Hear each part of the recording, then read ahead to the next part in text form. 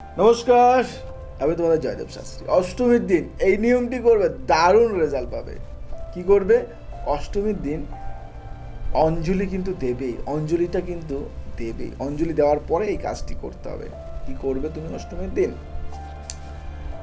একটি পাত্র নেবে, যে কোনো মাটির পাত্র হতে পারে এবং কাচের পাত্র হতে পারে, কাঁসার পাত্র হতে পারে, স্টিল, অ্যালুমিনিয়াম নেবে না। এই পাত্রটি নিয়ে ওই পাত্রের মধ্যে তুমি একটু টক দই রাখবে।